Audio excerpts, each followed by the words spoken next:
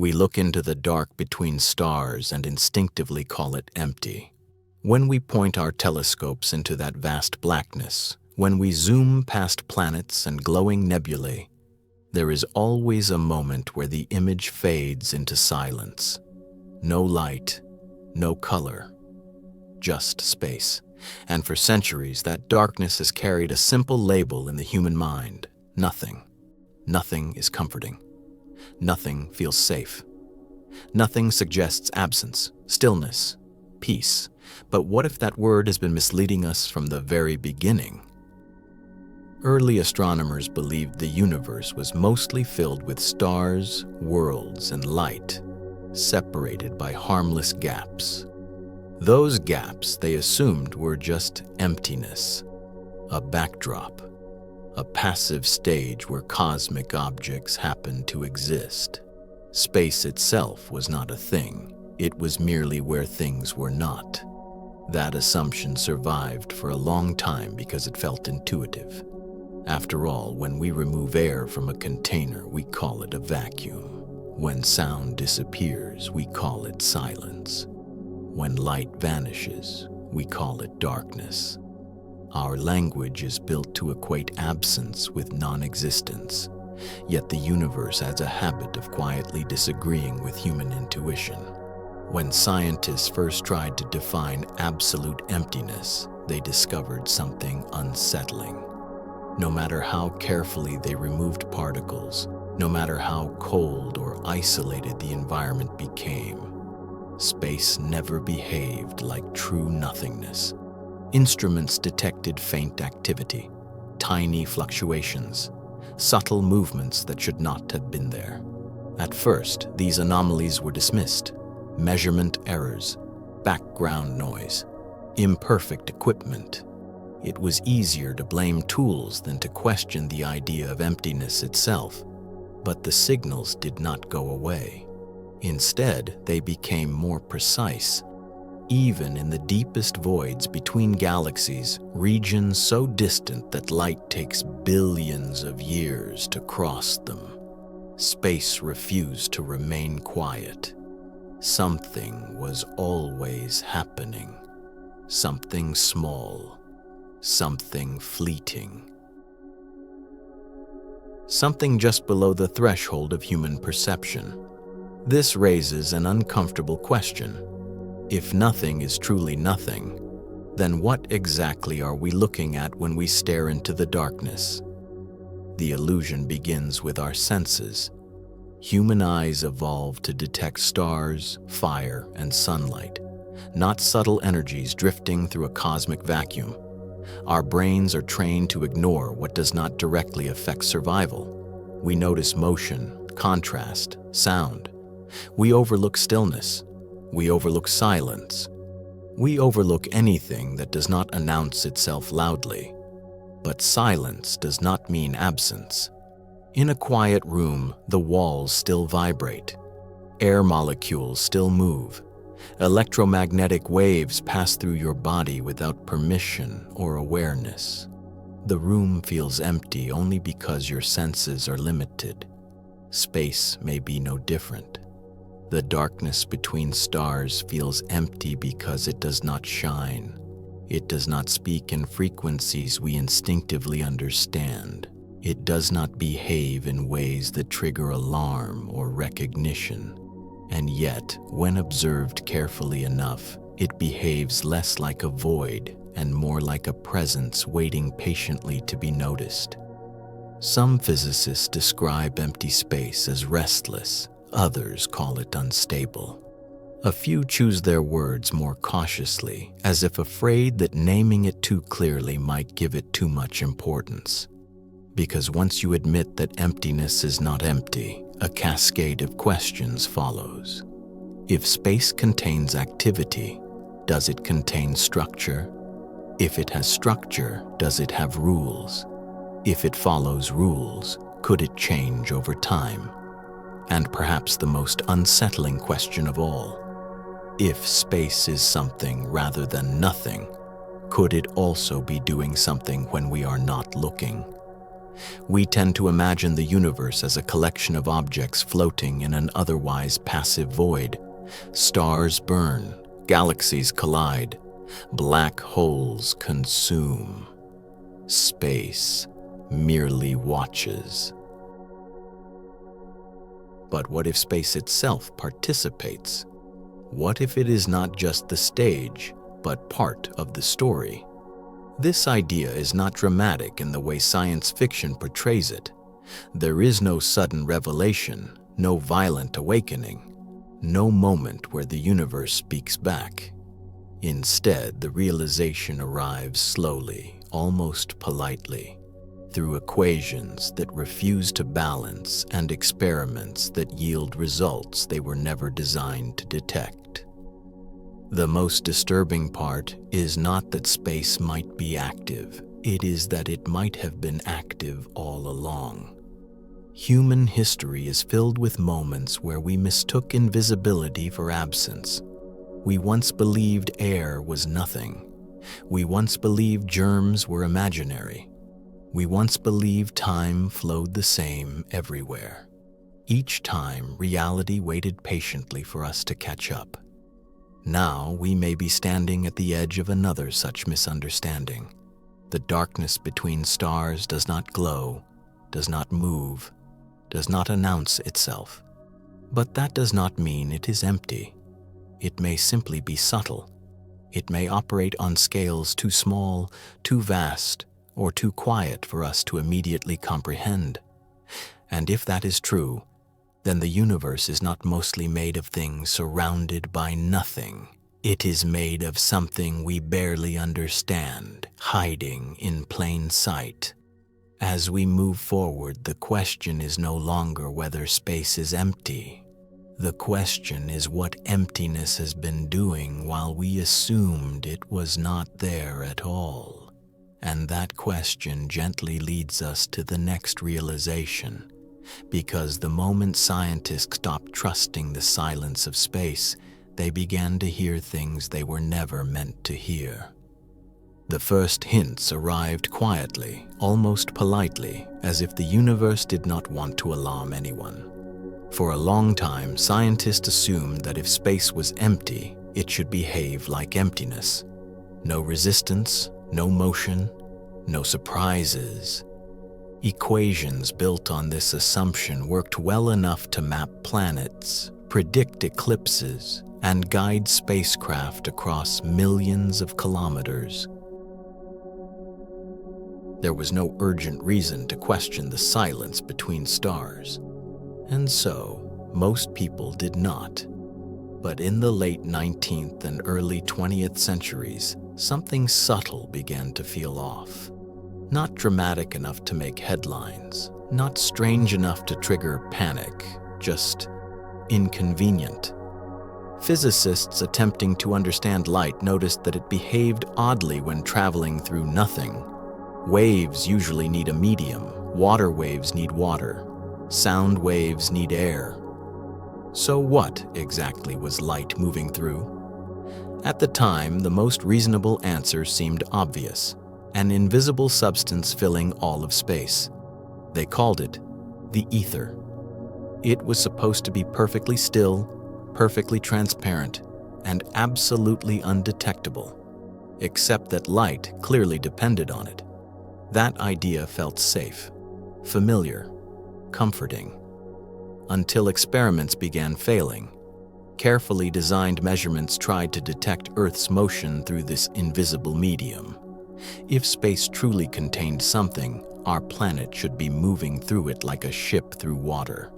The results should have been clear. They were not. Again and again, the instruments returned the same quiet response. Nothing detected, no drift, no resistance, no evidence of a medium at all. Instead of revealing what space was made of, these experiments stripped something away. They erased the ether entirely, and with it, the last easy explanation for how light traveled through apparent emptiness. Space, it seemed, was both empty and not empty at the same time. That contradiction lingered. As physics moved forward, new tools emerged. More sensitive detectors, more precise clocks, more refined theories. And with each improvement, space continued to behave in ways that felt restless. One of the earliest unsettling realizations came from temperature. Even the emptiest regions of space refused to cool down completely. No matter how far scientists looked from stars and galaxies, there was always a faint background warmth. A whisper of energy spread evenly across the universe. It was small, almost insignificant, easy to ignore. So for a while, they did. Later, when this background was studied more carefully, it revealed patterns. Not random noise, but structure, direction, history. It carried the memory of an early universe, frozen into space itself. Silence, it turned out, had texture. Then came the vacuum experiments. Physicists began creating regions as empty as possible inside laboratories. They removed air, particles, radiation, everything they could think of. The goal was to observe true nothingness. Instead, they observed activity. Particles appeared briefly, then vanished. Energy flickered in and out of existence. Forces emerged between objects separated by what should have been pure emptiness. These effects were tiny, yes, but persistent, predictable, real. At first, these results were treated like mathematical curiosities, interesting side effects, footnotes at the bottom of research papers. They did not fit comfortably into the clean picture of an empty universe, so they were politely set aside. There was no urgency to confront them. After all, the universe still worked. Rockets launched, satellites orbited, stars burned. Why worry about what happens in the dark spaces between? But as decades passed, the list of anomalies grew longer. Space bent light, space stretched time. Space influenced motion even when no visible matter was present. And perhaps most strangely, space seemed to possess properties of its own, almost as if it were a substance pretending not to be one. Some scientists began to speak carefully about this. They avoided dramatic language. They chose words like fields and fluctuations, technical terms that sounded harmless, even dull. Yet beneath those words was an uncomfortable realization. If space reacts, then space is not passive. If space carries energy, then space is not empty. If space influences matter, then space is part of the system, not just the backdrop. And still, for a long time, these thoughts remained confined to journals and conference rooms. They were too abstract, too subtle, too easy to overlook. Silence, after all, is easy to ignore when it does not scream. But history shows that the universe rarely announces its deepest truths loudly. It prefers whispers, small inconsistencies, data points that refuse to disappear. By the time scientists began openly acknowledging that empty space was doing something measurable, something strange, the idea of true nothingness had already quietly collapsed. The silence was never real. It only sounded that way because we did not yet know how to listen. And once listening began, a far more unsettling question emerged. Because if space was never silent, then whatever was happening within it had been happening long before we noticed.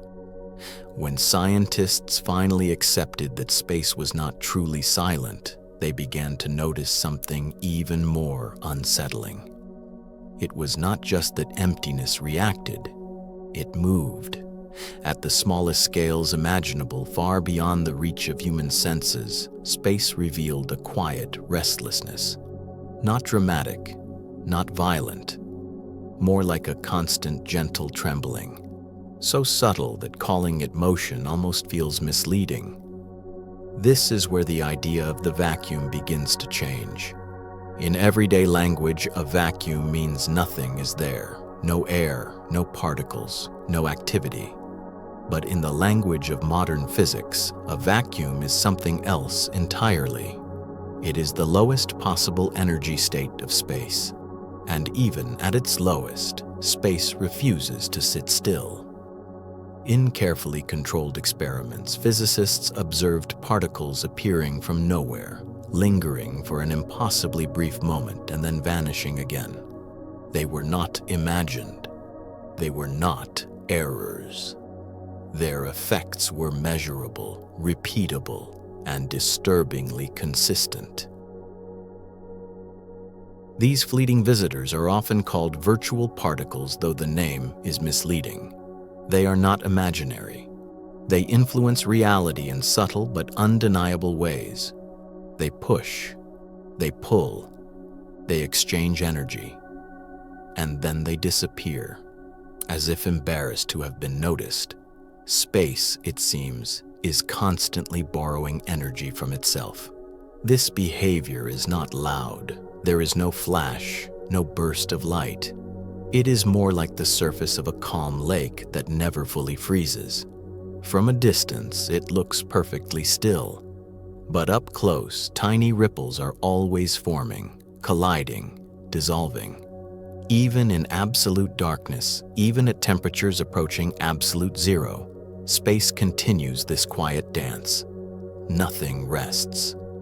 What makes this particularly strange is not just that it happens, but that it must happen. According to our best understanding of quantum mechanics, a perfectly still universe is impossible.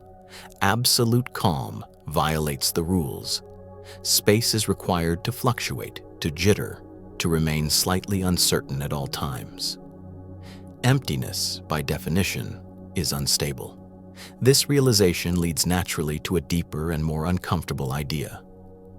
If space is constantly active, then it must contain energy, not stored in particles, not carried by light, but embedded into the vacuum itself.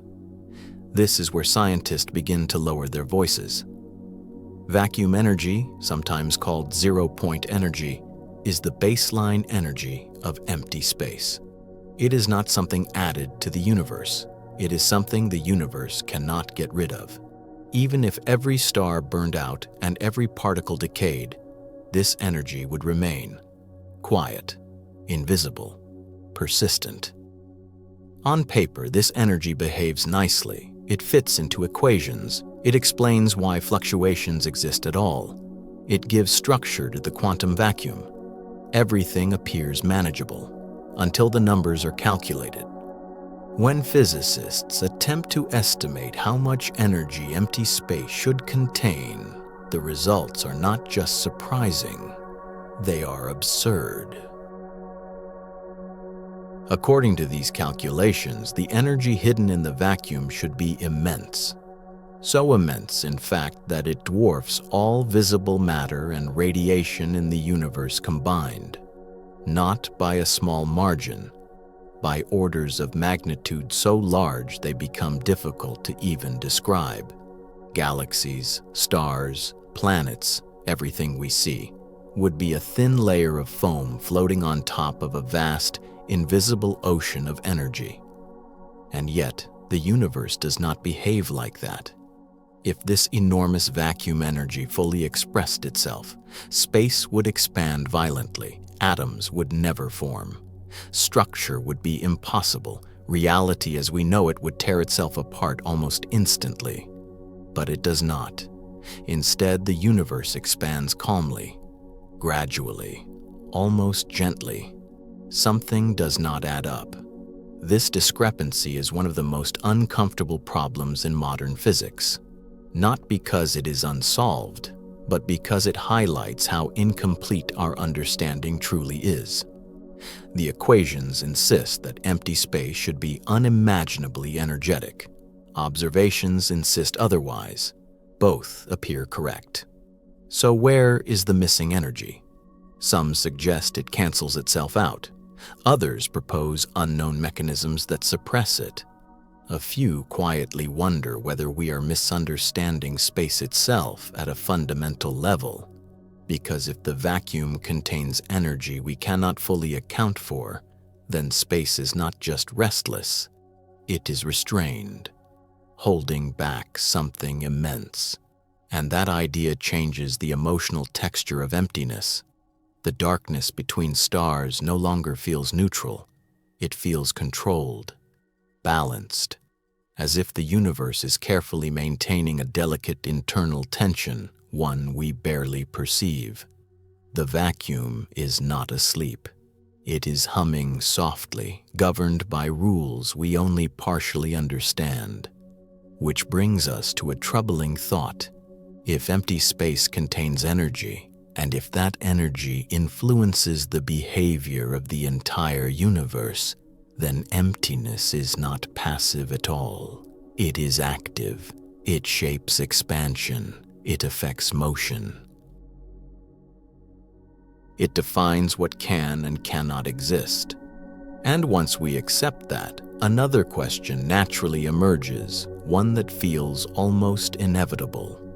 If space holds energy, pressure, and structure, could it also exert influence in ways we have not yet learned how to measure? That question leads us forward, because the next realization is even harder to ignore. Empty space does not just exist quietly. Sometimes it pushes back. For a long time, physicists were willing to accept that empty space might flicker with energy as long as it remained harmless. Fluctuations could be tolerated. Background hum could be explained away. As long as emptiness did not act, it could still be treated as a mathematical curiosity rather than a physical presence. Then something unexpected happened. In carefully controlled experiments, scientists placed two perfectly neutral metal plates extremely close to one another, separated by what should have been nothing at all. No air, no particles, no hidden mechanisms, just a narrow gap of empty space. According to classical intuition, nothing should have occurred. No force, no movement, no interaction. But the plates began to move. Slowly, gently, almost reluctantly, they were drawn together, as if the emptiness between them was applying pressure, not from one side, not from any visible source, from the vacuum itself. This phenomenon became known as the Casimir effect. The name sounds technical, almost harmless, but the implication behind it is deeply unsettling. Empty space was pushing, not metaphorically, not mathematically, physically. The explanation, offered carefully and without drama, was that the quantum vacuum behaves differently inside narrow gaps. Certain fluctuations are allowed, others are restricted. This imbalance creates a pressure, a measurable force exerted by what we call nothing. The universe, it seemed, was not indifferent to boundaries. Even when nothing was present, the vacuum noticed when space was confined. It responded. It adjusted. It applied influence. At first, this force was so small that it felt easy to dismiss, only detectable at microscopic distances, only relevant in laboratories with extreme precision. Surely not something that mattered on cosmic scales. And yet, the force was real, repeatable, predictable, unavoidable, which leads to a quiet but important realization. If emptiness can push metal plates together, then emptiness is not passive. It does not merely host reality, it participates in it. It reacts to shape, distance, and geometry. It exerts preference. Presence, it turns out, does not require matter. This changes how silence feels. The space between objects is no longer neutral territory. It is active, responsive, and sensitive to conditions, like a fluid that does not want to be disturbed. like a tension stretched thin, always pressing inward, always adjusting to constraints. What makes this especially unsettling is how calmly the universe does this. There is no warning, no surge, no sound, just a steady, patient influence that reveals itself only when conditions are right. The kind of behavior one might miss entirely unless looking very closely, and that raises a subtle question. If emptiness can apply pressure on small scales, what might it be doing on large ones? If the vacuum responds to boundaries in a laboratory, does it also respond to the structure of galaxies, clusters, or the universe itself? Some scientists suspect that these tiny forces are not isolated quirks but hints, clues pointing toward a deeper role played by space itself, a role we have barely begun to explore. Others prefer to treat the Casimir effect as a local oddity, interesting but safely contained, something that does not challenge the broader picture. Yet history suggests that reality often hides its biggest secrets inside the smallest effects. Air pressure once seemed irrelevant until it explained weather and flight. Electric currents once appeared trivial until they reshaped civilization. Subtle forces have a habit of revealing themselves slowly, only after patience has worn thin. The vacuum's pressure may be one of those quiet beginnings, because once we accept that empty space can push, the line between absence and presence begins to blur. The vacuum stops feeling like a void and starts feeling like a medium, something with texture, resistance, and influence, something that responds.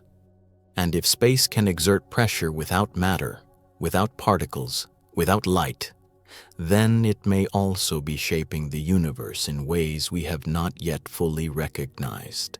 That thought gently leads us forward because the next mystery is even larger in scale. The universe itself is expanding, and the force driving that expansion may not come from stars or galaxies at all, but from emptiness doing what it has always done quietly in the background. Pushing. For most of human history, expansion felt like a temporary idea. The universe began, it expanded outward, and gravity, slow, patient, inevitable, would eventually pull everything back together. That story felt balanced, comforting, almost moral in its symmetry. Matter spreads, gravity corrects. Chaos gives way to order. For a long time, scientists assumed this was how things worked. Then they looked more closely. When astronomers began measuring distant galaxies with greater precision, they noticed something subtle but persistent. Galaxies were not just moving away from each other. That much had been known. What unsettled them was the rate. The expansion was not slowing down. It was speeding up. At first, this result felt wrong. It contradicted everything gravity was supposed to do. If matter fills the universe, and if gravity pulls matter together, then expansion should gradually decelerate. The universe should be losing momentum, but observation after observation told the same quiet story. The farther away the galaxies were, the faster they were receding. Something was overpowering gravity. And whatever it was, it did not come from stars, planets, or visible matter. It came from space itself. This mysterious influence was given a careful, almost deliberately vague name: dark energy.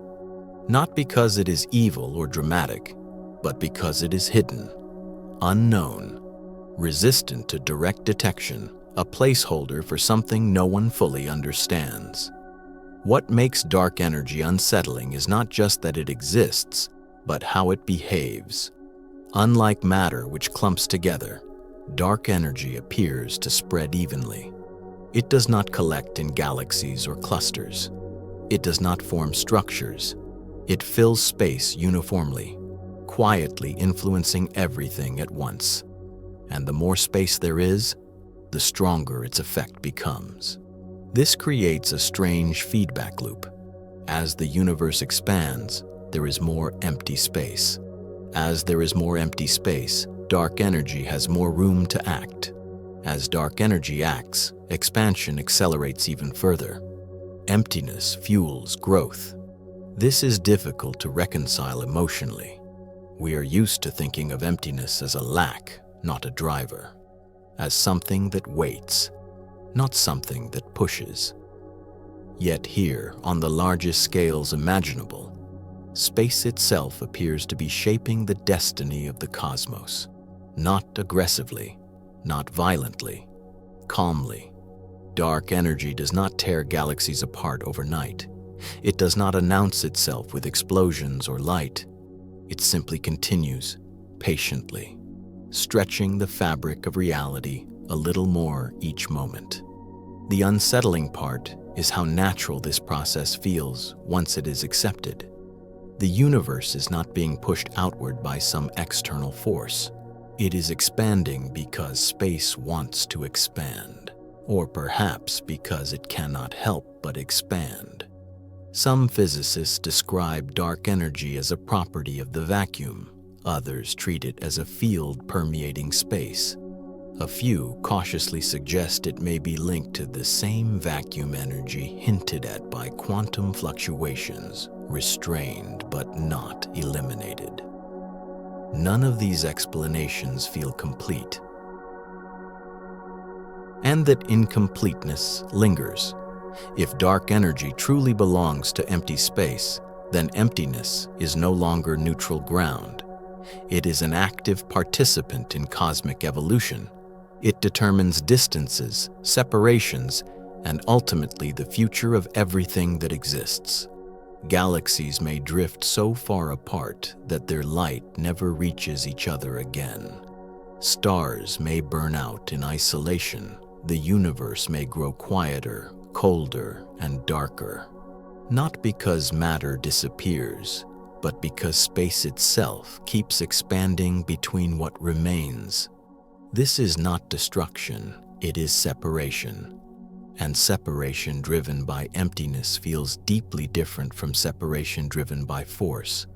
It feels intentional, even if no intention exists, as if the universe is gently loosening its grip on itself.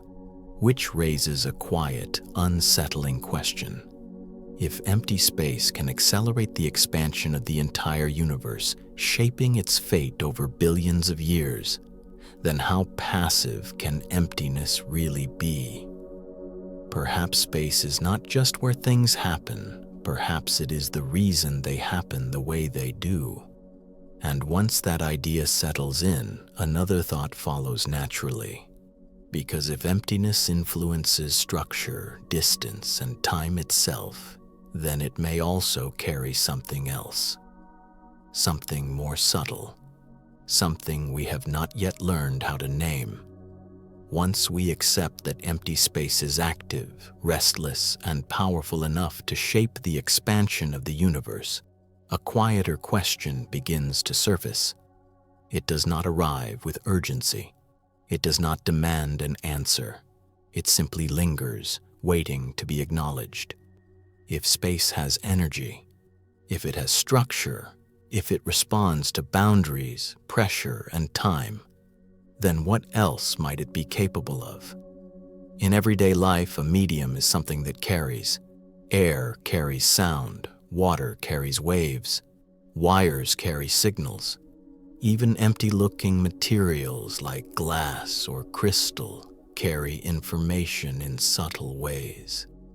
Patterns pass through them, energy moves across them, messages survive.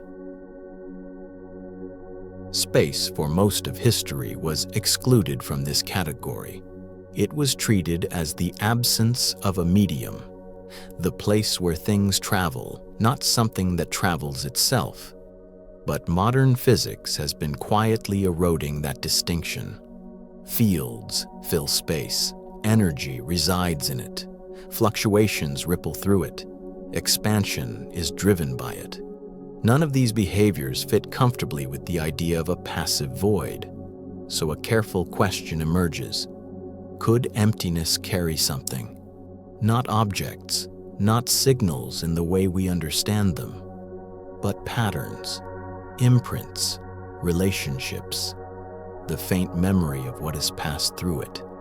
This is not a new thought, though it has worn many disguises. In earlier centuries, scientists imagined invisible substances to explain how forces traveled across distance. Those ideas were eventually discarded, but the impulse behind them remains. We are uncomfortable with action at a distance. When something influences something else, we want to know what connects them. In modern language, that connection is often described through fields, gravitational fields, electromagnetic fields, quantum fields. These are not objects, yet they are not nothing. They exist everywhere, including the deepest voids between galaxies.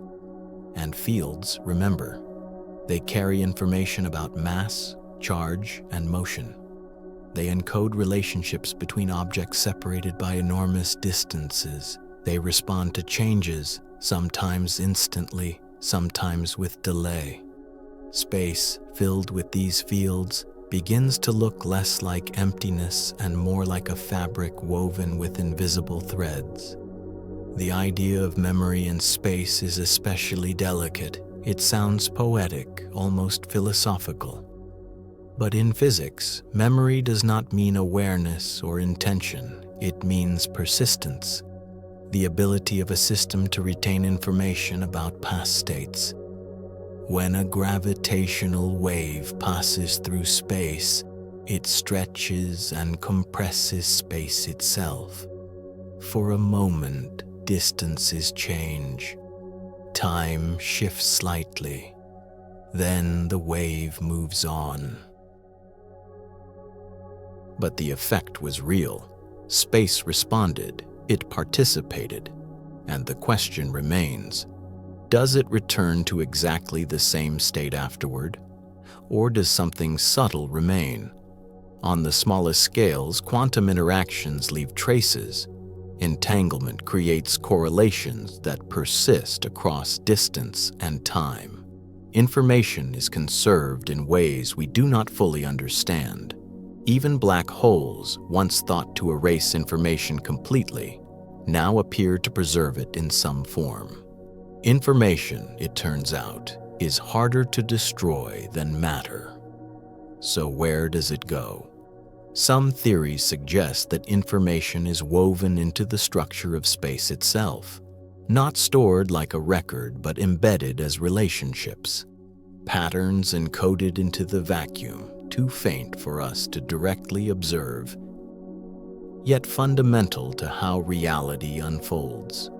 This does not imply messages waiting to be decoded. It does not suggest hidden intelligences or deliberate signals. It suggests something quieter and more profound. That space is not empty of history. Every particle that moves, every wave that passes, every force that acts leaves an imprint, however small. Space absorbs these interactions, responds to them, and carries them forward in ways we are only beginning to describe mathematically. From this perspective, emptiness becomes a medium of continuity, a silent witness to everything that has ever happened, not conscious, not selective, just persistent. This idea unsettles because it reframes loneliness. If space carries patterns and relationships, then the universe is not filled with isolated events. It is a connected process unfolding within a medium that links everything, even across unimaginable distances. And yet, despite this constant activity, we perceive vast silence. Perhaps that silence is not absence. Perhaps it is a language we have not yet learned how to hear. This thought does not lead to conclusions. It does not demand belief. It simply opens a door and leaves it ajar. Because once we consider space as a medium, the question of being alone in the universe shifts slightly. It is no longer just about life elsewhere. It becomes about connection itself. And that leads us gently toward another realization. Because if emptiness carries more than we can perceive, then our instruments, our senses, and even our theories may be filtering out most of what is truly there. For all its quiet activity, the universe feels profoundly lonely. We look outward and see immense distances, cold darkness, and silence that stretches for billions of years. Galaxies drift apart. Stars burn alone. Between them lies what appears to be endless emptiness. And from this perspective, the question seems almost unavoidable. Are we alone? What makes this question strange is not how often it is asked, but how confidently it assumes what loneliness looks like. We imagine solitude as emptiness and emptiness as inactivity. If nothing speaks to us, we conclude there is nothing there. But space, as we have begun to see, is never truly empty. Invisible particles appear and vanish. Fields stretch across galaxies. Energy hums quietly beneath everything we can see. Space expands, responds, pushes, and carries structure. Yet emotionally, it still feels silent. This is the paradox. How can a universe filled with constant activity feel so empty? Part of the answer may lie not in space itself, but in how we listen. Human communication is narrow. We evolved to detect sound vibrations in air, light within a thin band of frequencies, and patterns that repeat on familiar timescales. We expect signals to be intentional, localized, and obvious, a voice, a pulse, a beacon. But the universe does not operate on human scales. Most cosmic processes unfold over millions or billions of years. Most signals spread thinly across space, losing intensity with distance. Most interactions occur in forms we do not instinctively recognize as communication at all. When we listen for companionship in the universe, we often listen for echoes of ourselves, radio waves, pulses, artificial regularity. And when we do not hear them, we interpret the silence personally. Yet silence, once again, may be misleading. A deep ocean can feel empty to a surface swimmer. Sound behaves differently there. Light fades quickly. Signals travel in unfamiliar ways. To early explorers, the depth seemed lifeless, not because they were, but because humans lacked the tools and senses to perceive what lived there. Space may be similar. It is filled with activity that does not announce itself in ways we expect. Fields shift, energies flow, patterns form and dissolve. None of it speaks in voices. None of it blinks in greeting. None of it waves back. So the loneliness we feel may not be cosmic isolation. It may be perceptual isolation. We exist within a universe that is constantly active, yet largely inaccessible to our senses. And that gap between activity and awareness creates the feeling of emptiness. A feeling so convincing that we mistake it for truth. This leads naturally to a grounding realization, because throughout history, humans have made this mistake before. Again and again, we have assumed that what we cannot see does not exist. There was a time when air was invisible and therefore ignored, when microbes were unknown and therefore dismissed, when radiation passed through bodies unnoticed,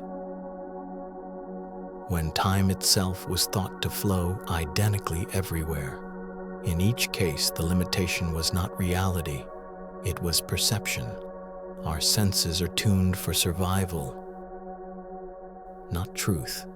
They filter aggressively, they simplify, they discard information that does not help us immediately navigate the world. The vast majority of reality never reaches conscious awareness. Scientific instruments extend these senses, but only slightly. Telescopes see specific wavelengths. Detectors respond to specific particles. Experiments isolate narrow effects. Everything else remains unmeasured, not because it is absent, but because it lies outside our current reach. Even our theories act as filters. They highlight what fits and downplay what does not. They shape what questions feel reasonable to ask. They determine which signals are considered meaningful and which are dismissed as noise. So when we describe space as empty, we may be describing our blindness rather than reality. The universe does not need to announce itself in human terms. It does not owe us clarity or companionship. It unfolds according to rules that predate perception itself. And yet that does not mean we are truly alone. It may mean that connection exists in forms we do not yet recognize. That activity surrounds us continuously but speaks in patterns too subtle, too slow, or too unfamiliar for us to easily detect. Loneliness in this sense becomes a mirror, not a reflection of the universe's emptiness, but of our current limitations. Which leads us gently toward a final thought, because once we accept that emptiness is an illusion shaped by perception, we are left with one quiet question to carry forward. If space has never been empty, what else have we been overlooking all along? When we return to the darkness between stars, it no longer feels the same. What once appeared as emptiness now carries weight, not physical weight, but presence, a sense that something is happening even when nothing announces itself. Space still looks dark, still looks quiet, still looks empty, but now we know that appearances have been misleading us all along. The universe does not rest. It fluctuates at the smallest scales. It stretches across the largest ones. It exerts pressure where nothing should push back. It carries energy that shapes the fate of galaxies. It responds, adapts, and influences everything within it, without ever drawing attention to itself. This is not the behavior of nothing. It is the behavior of something we do not yet fully understand. And perhaps that is why the universe feels so calm.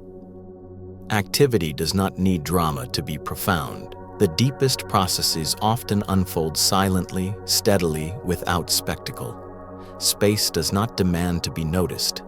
It simply continues, patient and consistent, long before observers appear and long after they are gone. There is a quiet humility in this realization. Human history had been shaped by the assumption that silence equals absence. That darkness means nothing is there, that if something matters, it must announce itself loudly. The universe gently disagrees. It shows us a reality where the most influential forces are invisible, where emptiness drives expansion, where structure emerges from what looks like void, where the background, not the foreground, determines the story. From this perspective, space begins to feel less like an empty container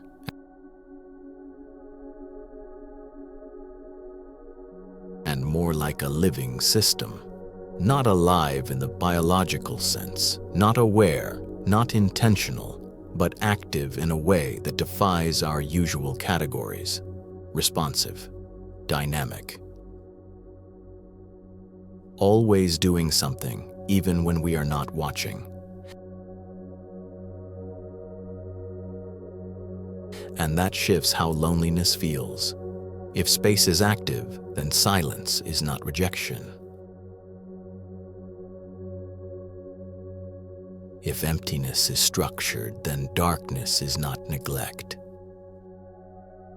The universe may not be ignoring us. It may simply be speaking in a language too subtle for us to fluently understand. Every generation expands that vocabulary a little. We learn new frequencies, detect new particles, measure new effects. Each discovery adds a few more words to our understanding, but the language remains vast, nuanced, and mostly untranslated. Perhaps this is not a failure. Perhaps it is an invitation to listen more patiently, to observe more carefully, to accept that not all meaning arrives in familiar forms, that not all presence announces itself, that not all activity feels loud. The universe does not need to shout to be full. And so we are left not with an answer, but with a gentler question, one that does not demand resolution. When we stare into the darkness between stars, are we truly looking at emptiness? Or are we listening to something ancient, constant, and quietly active, without yet knowing how to hear it?